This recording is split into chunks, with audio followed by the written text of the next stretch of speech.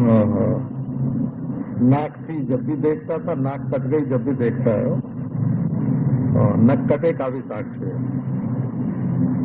ऐसा साक्षी होता है। अब उसमें एक दूसरी बात लगी कि साक्षी जो है वो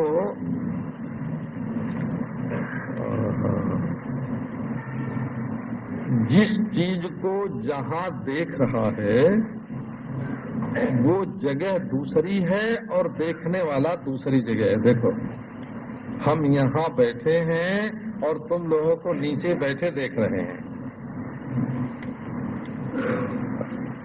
तो तुम नीचे बैठ के हमको ऊपर बैठे देख रहे हो, हम ऊपर बैठ के तुमको नीचे बैठे देख रहे हैं, तो साक्षी हुए ना, सब साक्षी, तुम साक्षी, तुम साक्षी, तुम साक्षी, तुम साक्षी, हजार साक्षी, लाख साक्षी, अरब साक्षी।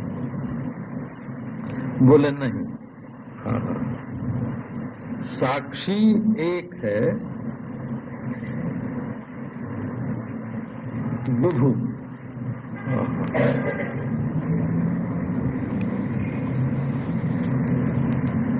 बुधु माने विवर्तम भवति, विभवति अस्मात् इति विभु, जिससे सब होता है, माने अधिष्ठान वही है। यदि वो किसी शरीर में बैठ के देख रहा है तो वो शरीर जिसमें है, जिस ज्ञान में है, जिस सत्य में है, जो दिख रहा है वो भी उसी ज्ञान में, उसी सत्य में है।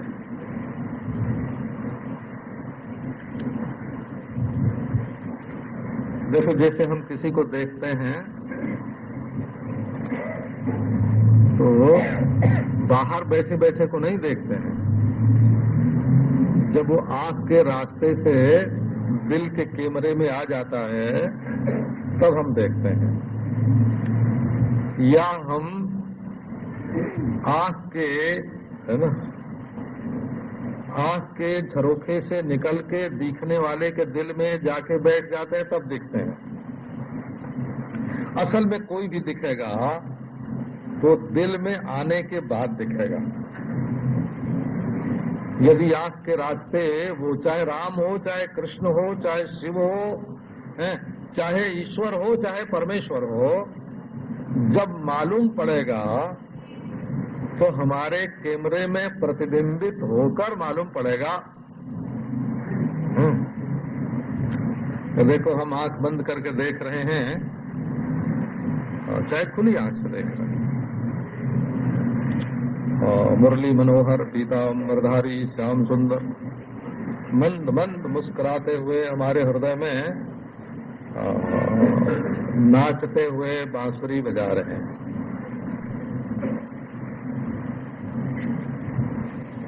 तो भाई, ये बांसुरी बजाने वाले कहाँ हैं? वे हमारे दिल में हैं।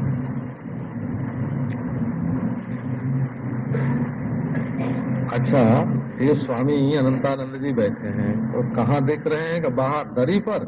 का नहीं, अगर दिल में ना आते, हमारी आंख के रास्ते, हमारे कैमरे में, ये तो बाहर का दरवाजा है आंख, तो हमारे कैमरे में नहीं आते तो नहीं दिखाई पड़ते, वहीं आके दिखते हैं।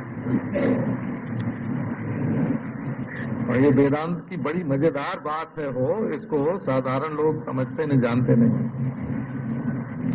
अब देखो, एक है हमारे दिल में नाचते हुए कृष्ण, रुनझुन रुनझुन नूपुर बज रहे हैं, ताल पर पांव पड़ रहे हैं, पीतांबर फहरा रहा है, बनमाला लटक रही है, बुद्धि हिल रही है, होठों में मुस्कान है, आंखों में चितवन है, भौहें मटक रही हैं, सब दिख रहे हैं, पूरे दिख रहे हैं। अब ये बताओ कि एक चैतन्य कृष्ण में रहकर नाच रहा है और एक कृष्ण अलग रह के उनको देख रहा है, क्या ऐसा है? सीताराम। वहाँ कृष्ण का चेतन अलग नहीं है और देखने वाले का चेतन अलग नहीं है। जो अंतःकरणावच्छिन्न चैतन्य है, ये वेदांत की भाषा है, वही विषयावच्छिन्न चैतन्य है। और कोई भी विषय अंतःकरण में प्रतिबिंबित हुए बिना ज्ञात हो नहीं सकता। इंद्रिय प्रणाली के द्वारा किसी भी विषय में व्याप्त हुए बिना हम उसको जान नहीं सकते। अब भला बताओ, आप क्या जानते हो? ब्रह्मांड को जानते हो? ब्रह्मांड में ब्रह्मा विष्णु महेश को जानते हो? अरे आपकी कल्पना में जो ब्रह्मांड है और उसमें कल्पित जो ब्रह्मा विष्णु है, उनको जान रहे हो। माने अंतःकरणावच्छिन्न चैतन्य और ब्रह्मा विष्णु रुद्रावच्छिन्न चैतन्य एक है, दो नहीं है। आप अपने अंतःकरण में ईश्वर की कल्पना करते हो, कोटि कोटि ब्रह्मांड का निर्माता, प्रकृति का स्वामी जो परमेश्वर है, उसको आप कहाँ जानते हो? अपने हृदय में जानते हो। तो साक्षी चैतन्य और साक्ष्य चैतन्य, ये क्या दो होगा? ये जो आकाश का अवकाश है, विस्तार है, ये कहाँ मालूम पड़ता है आपको? अरे अपने दिल में मालूम पड़ता है। हो दिल में आप एक आकाश की कल्पना करते हो और अज्ञात आकाश की कल्पना करते हो, क्योंकि आकाश का ओर छोर आदि अंत आपको ज्ञात नहीं है। अज्ञानांधकार में एक थोड़ी सी जगह कल्पित करके कहते हो ये आकाश है। तो आपके अंतःकरणावच्छिन्न चैतन्य में और आकाशावच्छिन्न चैतन्य में अंतर कहाँ से होगा? भेद कहाँ से होगा? तो साक्षी विभु होता है बोला। ये तो जैसे शीशे में दुनिया दिखती है ना, विश्वम दर्पण दृश्यमान नगरी तुल्यम।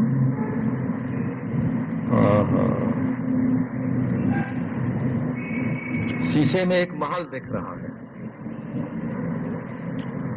अच्छा, तो महल में तो ईंट पत्थर लगे हुए हैं, सीमेंट लगी हुई है। वो शीशे के महल में कुछ ईंट पत्थर चूना है? सीताराम। अच्छा, उसकी लंबाई चौड़ाई ऊंचाई शीशे में है क्या? नहीं है। तो कितने वर्ष में वो मकान बना है, जरा उसकी उम्र तो बताइए। वो शीशे में दिखने वाले मकान की न तो मकान बाहर से उसमें घुसा है, बोला बाहर से घुसा नहीं है, हैं? और न उसमें उसकी लंबाई चौड़ाई है, न उम्र है, न वजन है, न शीशे से अलग वो कुछ है। ऐसे ही महाराज आपके अंतःकरण में अपनी समग्र कलाकृति को लिए हुए जो ईश्वर दिखता है, जो कोटि कोटि ब्रह्मा विष्णु महेश दिखते हैं,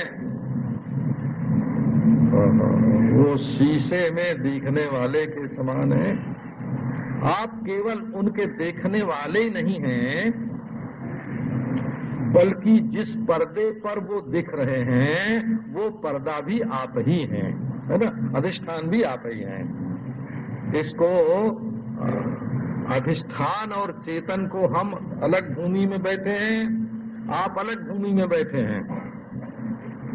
ये जो बाहर मालूम पड़ता है, ये असल में भीतर की नजर से नहीं है। जो चेतन है वही अधिष्ठान है, जो अधिष्ठान है वही चेतन है। साक्षी विभु,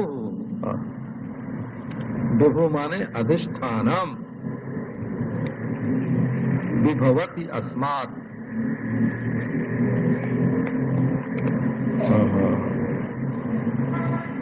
देखो दर्शन तो अलग अलग होते हैं ना। न्याय मत में देश भी विभु है, लंबाई चौड़ाई विभु है,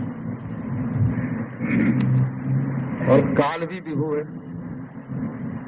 परंतु देश अलग चीज है, काल अलग चीज है। आपके ध्यान में होगा ना, काल अलग, देश अलग।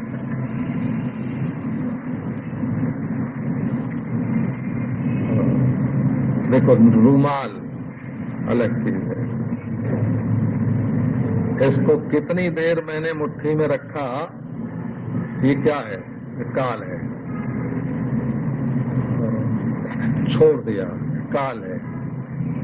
लेकिन मुट्ठी ऊपर थी और अब रूमाल नीचे चली गई ना, तो ये देश है। तो रूमाल द्रव्य है और इसको पकड़ना छोड़ना क्रिया है, और पकड़ना छोड़ने का काल है और स्थान है। तो स्थान को बोलते हैं देश, उसमें लंबाई चौड़ाई होती है, और काल को बोलते हैं क्रम, उसमें पहले और पीछे होता है। और आकाश में होती है व्यापकता, आकाश में वायु, वायु में तेज, तेज में जल, जल में पृथ्वी, पृथ्वी में ये सब। तो आकाश भी विभू है, देश भी विभू है, काल भी विभू है। अब जरा देखो, इन सबको अंतःकरण में देखने वाला चेतन स्वरूप, जो अंतःकरण का साक्षी है वही अंतःकरण में दिखने वालों का साक्षी है, और जो अंतःकरण का अधिष्ठान है वही अंतःकरण में दिखने वालों का भी अधिष्ठान है। आकाश कोश तनवो तनवो महांत। महात्मा कितना बड़ा होता है? बोले समग्र आकाश ही उसका शरीर है। ये शरीर महात्मा का शरीर नहीं है, ये आकाश महात्मा का शरीर है। और बाबा बोलते थे इस श्लोक को, आकाश कोश तनवो तनवो महांतः तस्मिन् पदे विगत चित्त लवा वसंती। महात्मा लोग कहाँ निवास करते हैं? बोले आकाश में। उन शरीर, उनका शरीर क्या है? कि आकाश उनका शरीर है। विभो। अब देखो, सांख्य दर्शन की एक विशेषता, वो आत्मा को, दृष्टा को विभु मानते हैं।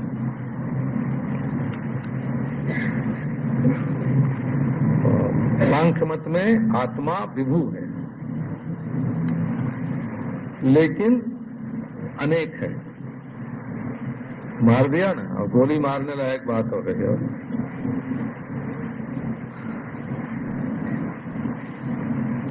अब डॉक्टर लोग गोली मारते हैं पेट में, और सैनिक लोग गोली मारते हैं, बाहर निशाना लगाते हैं, और दार्शनिक लोग युक्ति की, तर्क की गोली मारते हैं।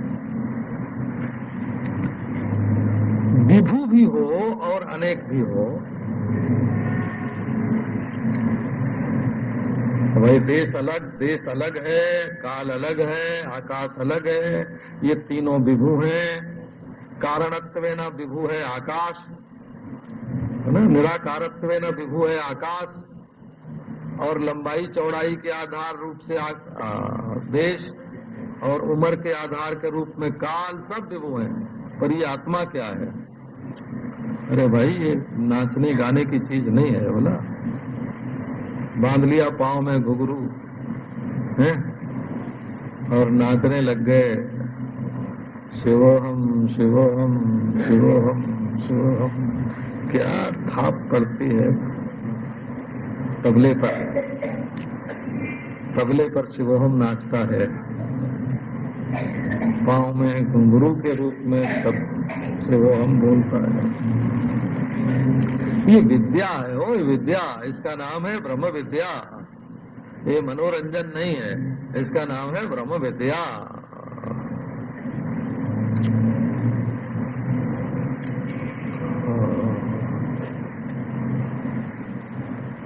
तो दृष्टा विभु भी है और अनेक भी है। विप्रतिशत, हम शंकराचार्य बोलते हैं, विप्रतिशत में तब। अरे मना करो मना करो मना करो, ये बिल्कुल गैर वाजिब बात है, अनुचित बात है ये। कोई भी वस्तु विभु हो और अनेक हो ऐसा हो नहीं सकता। तो देश काल आकाश तो वस्तु नहीं है, वो तो ठीक है, वो तो मानसिक है, परंतु दृष्टा तो मानसिक नहीं है ना, इसको अनेक क्यों मानते हो? ये विभु की बात समझने की है। तो सांख्यवादी कहते हैं कि दृष्टा विभु होके भी अनेक है, इसका कारण है। क्या कारण है? कि सबके जन्म अलग अलग होते हैं, सबकी मौत अलग अलग होती है? सबकी प्रवृत्ति निवृत्ति अलग अलग होती है, सबके अंतःकरण अलग अलग होते हैं, इंद्रियां अलग अलग होती हैं। सिर पीट लिया क्यों? भाई शरीर का जन्म मरण होता है, दृष्टा का जन्म मरण थोड़ी होता है। तो शरीर का जन्म मरण होवे और उससे दृष्टा अनेक हो जाए, ये कोई युक्ति है? शरीर पैदा अलग अलग पैदा हुए ठीक है, अलग अलग मरे ठीक है, लेकिन अब उसमें दृष्टा अलग होने का क्या कारण है? दृष्टा न जन्मा न मरा। अच्छा, सबके अंतःकरण अलग अलग हैं, तो हमें सारे अलग अलग, क्या बात है? अंतःकरण के अलग होने से दृष्टा क्यों अलग होगा? तो भाई सबकी प्रवृत्ति निवृत्ति, दृष्टा अलग अलग नहीं हो सकता।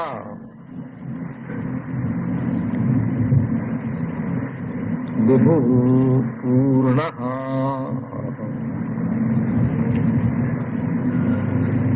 पहले एक शब्द की बात आपको सुनाते हैं।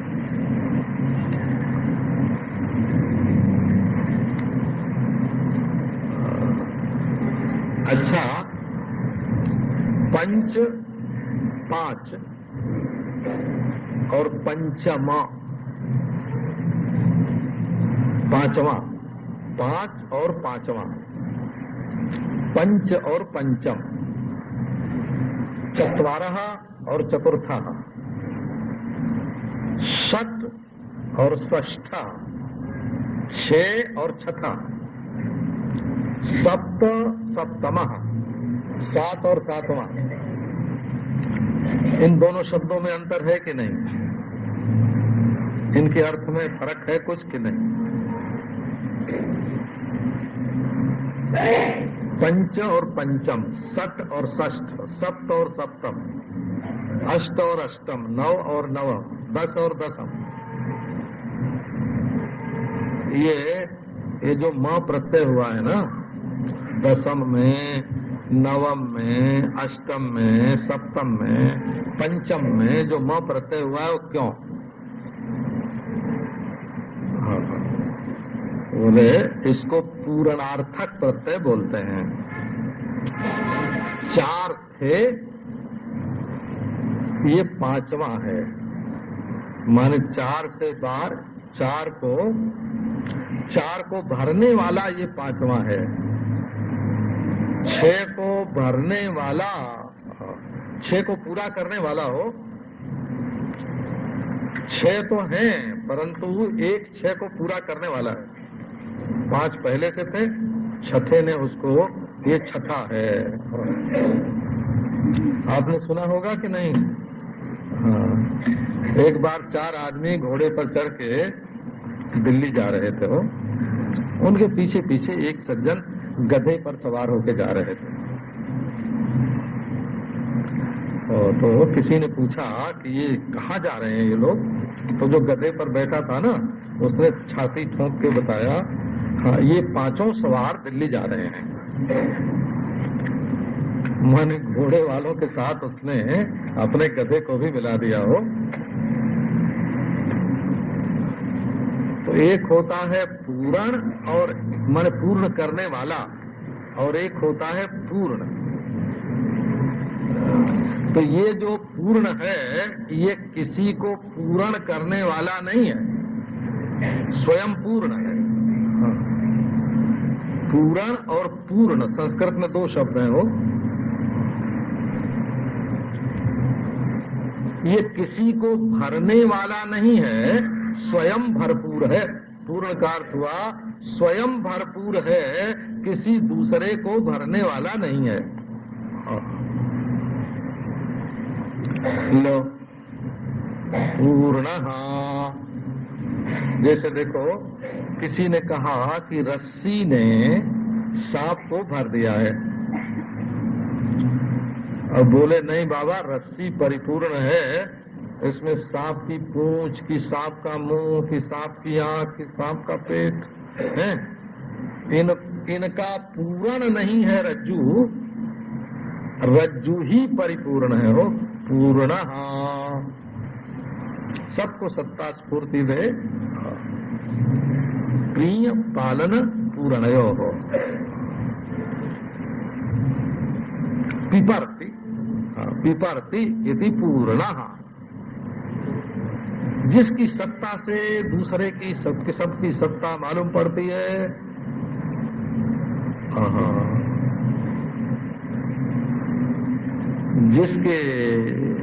जिसकी चमक में दूसरे मालूम पड़ते हैं, जिसकी प्रियता सब में भासती है। आप बड़े अद्भुत हैं। आप अपने आप पर कभी ध्यान दीजिए,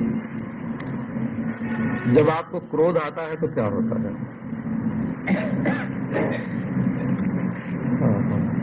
तो ऐसा लगता है कि क्रोध सत्य है, ऐसा लगता है कि ज्ञान के अनुकूल है, मैं ठीक ठीक क्रोध कर रहा हूं।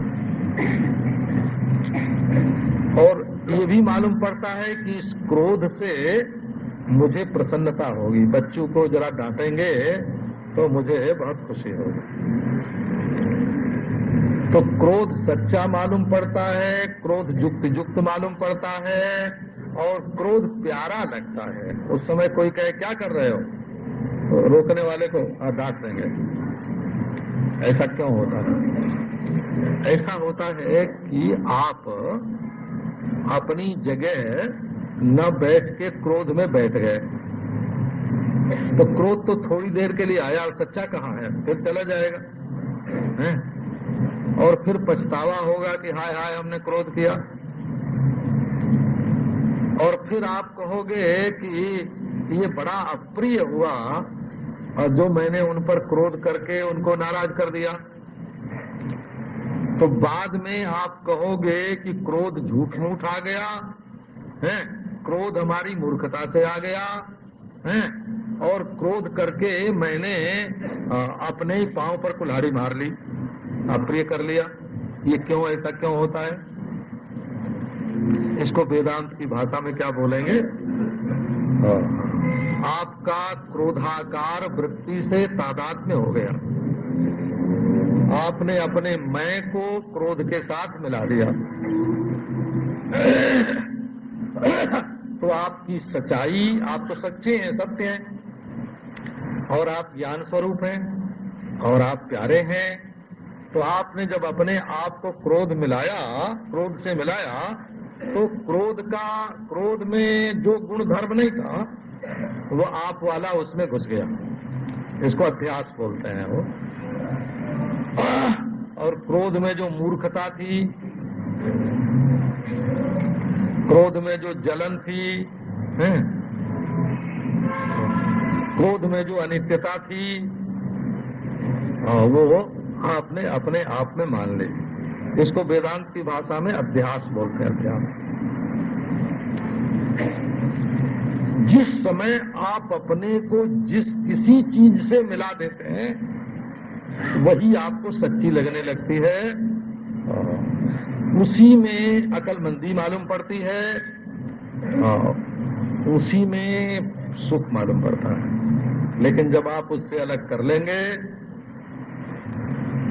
तब देखेंगे कि वो तो एक खोखला पोलपट्टी है, एक झूठी चीज थी, एक मूर्खता थी, एक अपने पांव पर कुल्हाड़ी मारना था जब आप क्रोध से मिल गए थे। ये दुनिया में बिल्कुल यही होता है। जब आप मस्जिद से मिलते हैं तो मंदिर बुरा लगता है, जब आप मंदिर से मिलते हैं तो मस्जिद बुरी लगती है। जब सफेद टोपी से मिलते हैं तब लाल टोपी बुरी लगती है, जब लाल टोपी से मिलते हैं तो सफेद टोपी। हाँ, जब खड़े चंदन से मिलते हैं तब आड़ा बुरा लगता है, जब आड़े चंदन से मिलते हैं तो खड़ा बुरा लगता है। इसी का नाम है तादात्म्याध्यास वेदांत में। इसी का नाम है तादात्म्याध्यास। आपने कहीं न कहीं अपने को मिला दिया, कहीं न कहीं अपने को खो दिया, कहीं न कहीं अपने को मिला दिया, कहीं न कहीं अपने को खो दिया, अपने आप को भूल गए और दूसरे की याद में।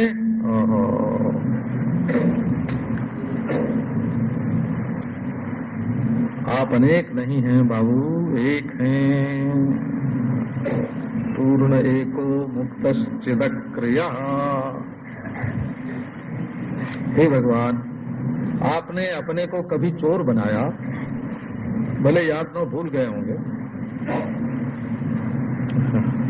क्योंकि बुरा काम करते हैं तो हम लोग भूल जाते हैं, जल्दी भूल जाते हैं। किसी की चोरी की है, बेईमान, उस समय तो चोर हो ही गए थे, बेईमान हो ही गए थे, लेकिन उसको जल्दी भूल गए। और किसी को अगर 5 रुपया दे देते हैं तो याद रखते हैं, हमने इसको 5 रुपया दिया था, भलाई की। क्योंकि आत्मा का स्वभाव जो भला है ना, भला।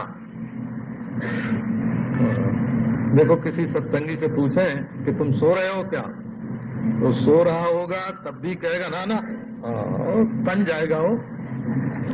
क्योंकि निद्रा स्वाभाविक नहीं है, वो तो आगंतुक है। तुम तो सदा जागृत हो, चित स्वरूप हो, चेतन हो, तो तुम निद्रा को अपने अंदर स्वीकार नहीं करोगे।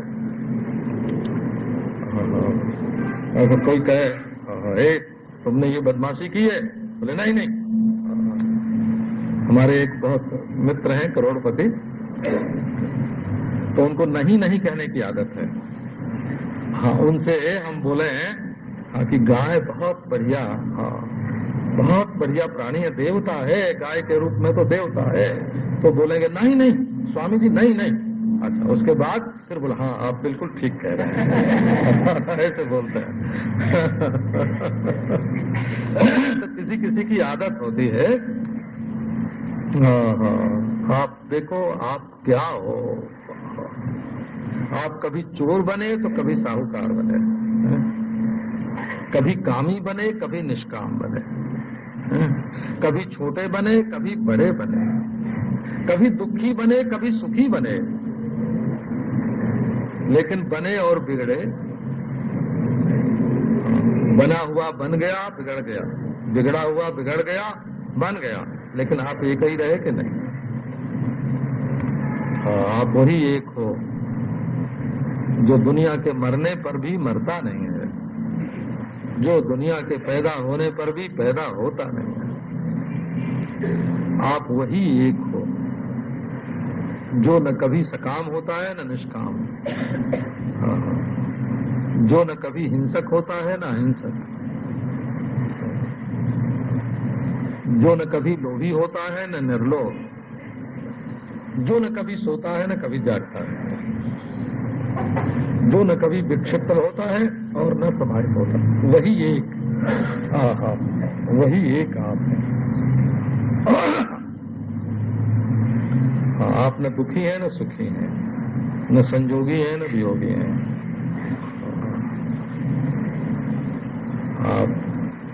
आप ज्यों के त्यों हैं, मानी मानी बंधन में आए हो। आप अपने को वैसा मानने लगते हैं और वैसा अनुभव करने लगते हैं। वेदांत वो आत्मविद्या, वो लोक विद्या नहीं हो, लोक विद्या नहीं, परलोक विद्या नहीं, परमार्थ का निरूपण करने वाला वेदांत है। ओम नमो नारायण।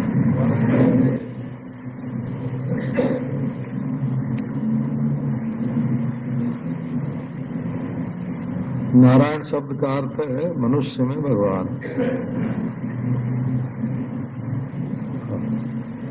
नरस्य इदम नारम शरीरम, जो नर का शरीर है उसको कहेंगे नार।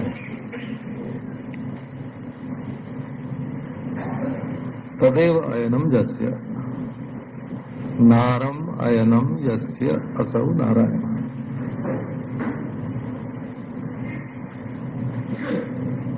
भगवान मनुष्य के शरीर में रहता है।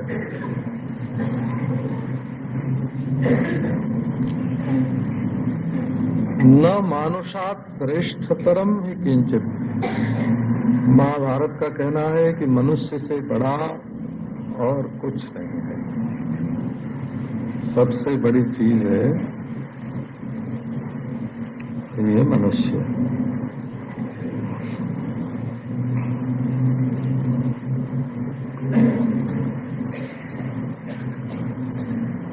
अच्छा, अब दूसरी बात सुनो।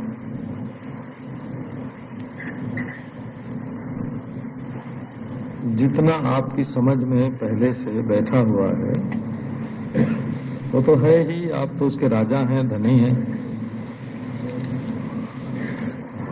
आपकी तिजोरी में जितना माल है वो बहुत बढ़िया है, परंतु कमाई का तो अर्थ ये होता है ना कि जो अपने घर में नहीं है, तिजोरी में नहीं है, वो लेके आवे, तब तो कमाई होती है ना। तो जितनी बात आपकी समझ में पहले से बैठी हुई है वो तो है। कथा, वार्ता, प्रवचन, सत्संग का मतलब ये होना चाहिए कि जो अभी तक आपको नहीं मालूम है वो भी मालूम पड़ जाए, आपके ज्ञान का खजाना बढ़े।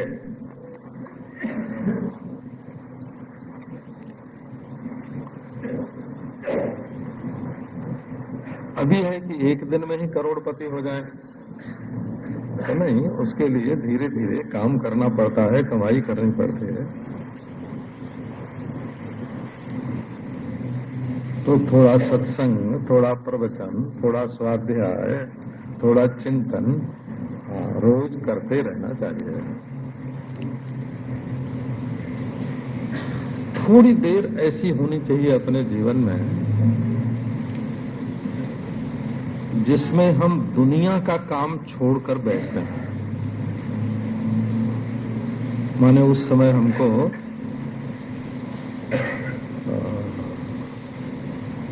न दुकान का काम है, न मकान का काम है, न झाड़ू लगाने का काम है, न रुपए पैसे की चिंता है। संसार की चिंता से मुक्त होकर थोड़ी देर बैठने का समय जीवन में होना चाहिए। तो पहले उसकी विशेषता आपको नहीं मालूम पड़ेगी।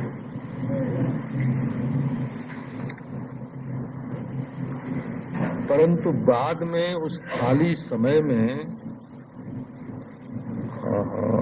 वे हीरे, वे मोती, वो मणिमाणिक्य आपको सूझने लगेंगे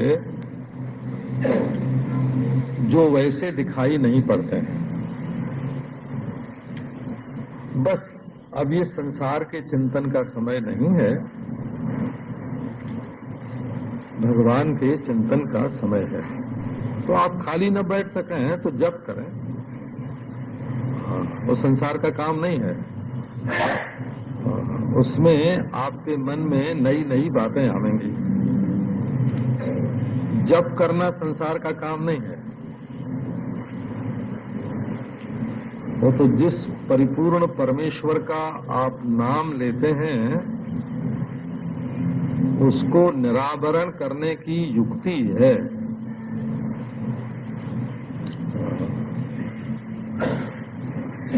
एकांत में निश्चिंत होकर बैठिए और निश्चिंत न हो सके तो नाम जप जरूर कीजिए।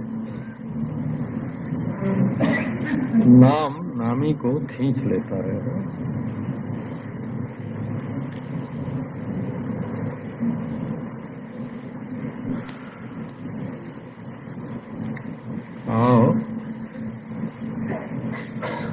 अब आपको सनातन धर्म का एक गूढ़ रहस्य सुनाते हैं।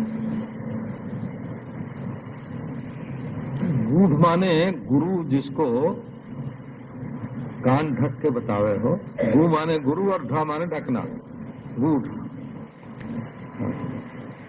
गूहित, गूहित छिपी हुई चीज। गुरु लोग सिर पे कपड़ा डाल देते हैं, कान ढके हुए कान में मंत्र फूंकते हैं, वो गूढ़ है, वो मंत्र गूढ़ है। आपको सनातन धर्म का मूल मंत्र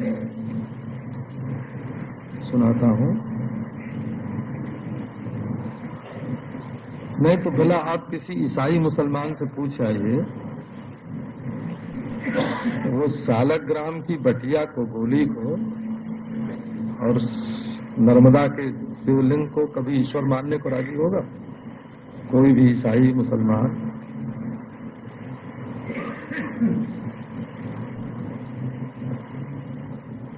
अच्छा, पति परमेश्वर है, इस बात को कोई मानने को तैयार होगा? जो पाश्चात्य संस्कार से संस्कृत होगा वो मानने को तैयार होगा? माता पिता परमेश्वर हैं, ये मानने को कोई तैयार होगा? अरे जन्म हुआ, अमुक सन में जन्म हुआ, अमुक सन में मर गए। और सालग्राम की छोटी सी बटिया,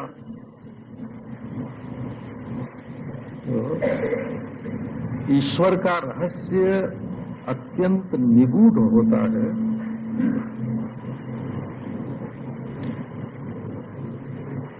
और गुरुगम्य होता है।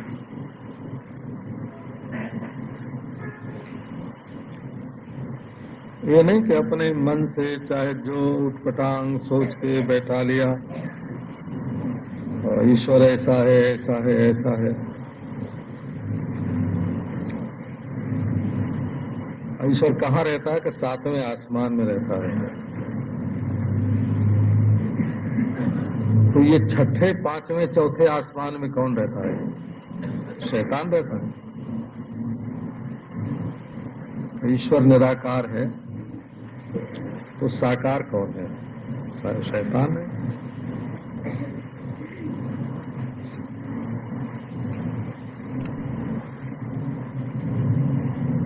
ये बात बस, जब तक आप वेदांत का रहस्य नहीं समझोगे तब तक ये दिमाग में बात लड़ती रहेगी कि ये ईश्वर है, ये नहीं है, ये ईश्वर नहीं है, ये ईश्वर है, ये ईश्वर है, ये नहीं है। ये दिमाग में जब तक ये लड़ाई बनी हुई है तब तक आप समझ लेना कि आप ईश्वर के बारे में अभी कुछ नहीं जानते हैं, रास्ते में हैं कि नहीं है, इसमें भी शंका है। रास्ते में है कि नहीं है, इसमें भी शंका है।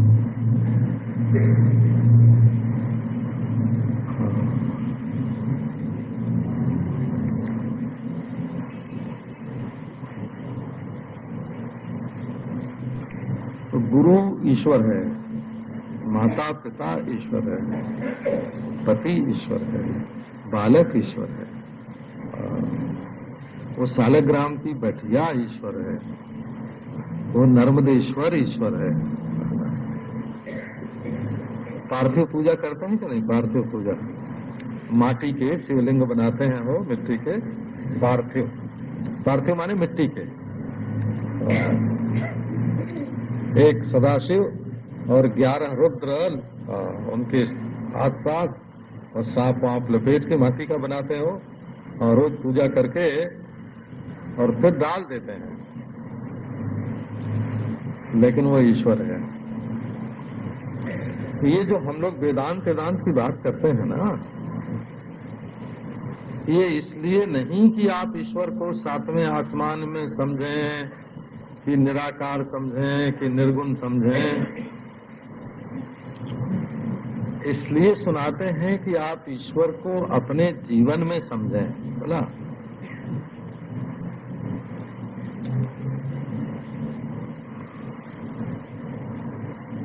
हमारे पति तो ईश्वर है ही, पत्नी भी ईश्वर है। परमहंस रामकृष्ण ने अपने पत्नी की ही पूजा की थी। देखो, देवता तो ईश्वर है ही, हमारे सुअर भी ईश्वर है। राम भगवान का अवतार हुआ कि नहीं? मत्स्य भगवान का अवतार हुआ कि नहीं? पूजा होती है। सिंह भगवान की पूजा होती है, घोड़ा भगवान की, हयग्रीव की पूजा होती है, हैं? देखो यहाँ तो भगवान महाराष्ट्र में प्रसिद्ध है, अपने भक्त की रक्षा करने के लिए महार बन के आए। जब दामापंत ने जब बादशाह का खजाना गरीबों में लुटा दिया था, तो उनकी हुंडी चुकाने के लिए स्वयं भगवान महार बन के और चमार बन के आए। और नामदेव ने कुत्ते को रोटी खिलाई, कुत्ते में से प्रकट हो गए हो, गधे को पानी पिलाया तो गधे में से प्रकट हो गए। आप उस ईश्वर की ओर ध्यान दो। कहो कि अरे वेदांत की बात बड़ी ऊंची है, कहाँ गप हाँकने के लिए बहुत ऊंची है, दिमागी कसरत करने के लिए ऊंची है, बात करने के लिए ऊंची है। उसका जो अभिप्राय है सो समझो। ईश्वर के सिवाय कुछ नहीं है माने क्या? सब कुछ ईश्वर है, यही उसका अर्थ होता है। नीलिमा आकाश नहीं है, ये विवेक करने के लिए ठीक है, परंतु आकाश ही नीलिमा है। ये नीलिमा आकाश से जुदा नहीं है। तभी आपको सोवत बैठक पड़े उताने, कहे कबीर हम वही ठिकाने। सर्वात्म बोध हो गई तब, जब आपको ब्रह्मात्म बोध होगा तब सर्वात्म बोध हो जाएगा। ये दुनिया के सब मजहबों से विलक्षण है। ये न बौद्ध है, न जैन है, न ईसाई है, न मुसलमान है, न यहूदी है, न पारसी है, न आर्य समाजी है, न ब्रह्म समाजी है। ये है सनातन धर्म का निगूढ़ रहस्य। नहीं तो सबके गुरु अलग अलग भगवान कैसे होंगे बताओ? है कोई इसकी जुक्ति? सब पति अलग अलग परमेश्वर कैसे होंगे? सब माता पिता अलग अलग परमेश्वर कैसे होंगे? है इसकी कोई जुक्ति? बस मछली, कछुआ, सुअर, घोड़ा, शेर, ब्राह्मण, क्षत्रिय, वैश्य, शूद्र, ये भगवान के रूप कैसे होंगे?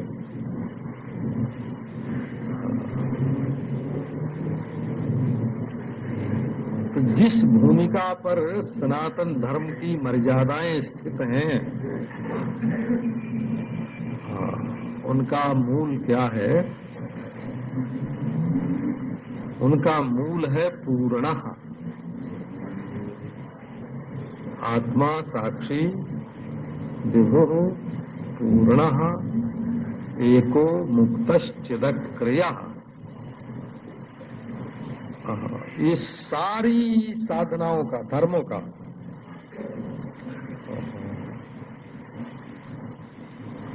देखो, हमने तो भाई पूजा करवाई है बोला। हमने गुरु का काम, पुरोहित का काम किया है।